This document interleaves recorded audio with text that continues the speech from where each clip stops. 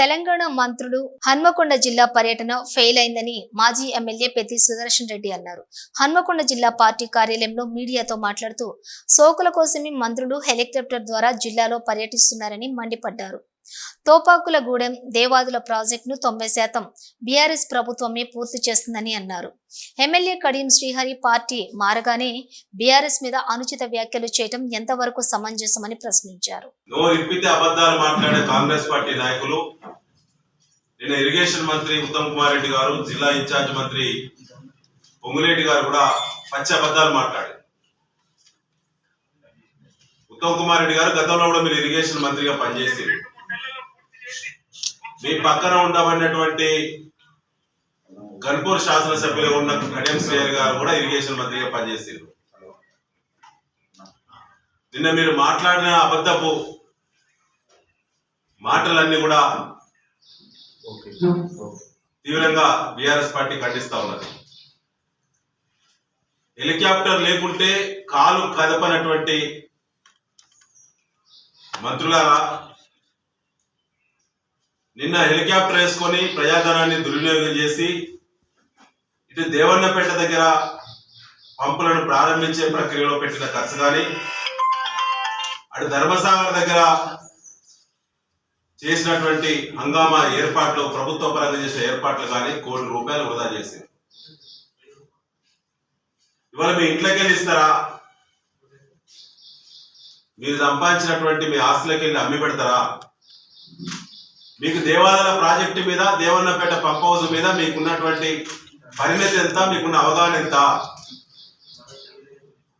2001లో తెలంగాణ రాష్ట్ర సమితి ఆవిర్భవించినప్పుడు కడియం శ్రీహరి గారు చంద్రబాబు నాయుడు గారిని ఆనాడు ఎంబడి ఉండి హెలికాప్టర్లో పట్టుకొచ్చి పునాది రాయేసిన భయానికి, అది చరిత్ర అందరూ తెలిసిందే. ఆనాటి దేవాదుల దేనికోసం వేసిందో, ఎన్ని రకాల రీడిజైన్ చేయాల్సినటువంటి పరిస్థితి దాపురించిందో మీరు సిగ్గుపడాలి.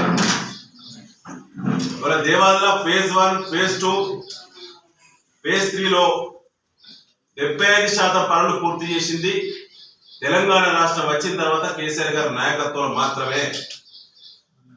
ఇవాళ ప్రపోజ్డ్ ఆయకట్టు, స్టెబిలైజ్డ్ ఆయకట్టును సంపూర్ణంగా గుర్తించడంతో పాటుగా పదుల సంఖ్యలో రిజర్వాయర్లు కట్టి నమ్మకంగా 2వ పంటకు నీళ్లు ఇచ్చింది కేసీఆర్ గారు మాత్రమే.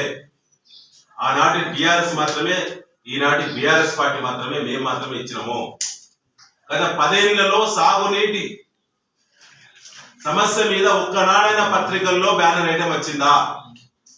ఒక రాజకీయ పార్టీ ఎన్నడైనా ప్రెస్ మీట్ పెట్టే దుస్థితి వచ్చిందా ఈ జిల్లాలో? ఇవాళ మీరు వచ్చిన 15 నెలల కాలంలో మీ పాలన వైఫల్యం, విషయ పరిజ్ఞానం లేకపోవడం, మీకు పరిణతి లేకపోవడం, చిత్తశుద్ధి లేకపోవడం, కేవలం రికార్డ్ అయిన బిల్లుల మీద పర్సెంటేజ్ కకృతి పడేటువంటి బుద్ధి మీది. కాబట్టి మీరు ఏమైనా బిల్లుల ముఖం చూస్తారు తప్ప నీళ్ల ముఖం మీరు చూడట్లేదు. ఇవాళ దేవాదుల దగ్గర ఆనాడు 71 మీటర్ల ఎత్తులో నీళ్ళు ఎత్తాల్సిన పరిస్థితి వచ్చినప్పుడు ప్రత్యేకంగా మరి 581 మీటర్ల ఎత్తైనటువంటి ప్రాంతానికి ధర్మసాగర్ తర్వాత నీళ్ళు ఎత్తాలంటే అది లోపభూయిష్టంగా ఉన్నది, గత పాలకులు చేసినటువంటి దేవాదుల ప్రణాళిక అని చెప్పి కేసీఆర్ గారు ఈ ప్రాజెక్టు జీవం పోయాలే, ఇది జీవం లేనటువంటి ప్రాజెక్టు, దీన్ని బ్రహ్మాండంగా కొత్త తరానికి 100 ఏళ్ళు ఇది నీళ్ళు అందించే ప్రాజెక్టుగా ఉండాలంటే గోదావరి దగ్గర తుపాకులగూడెం దగ్గర ఈ దేవాదుల ప్రాజెక్టును స్థిరపరిచే నీళ్లు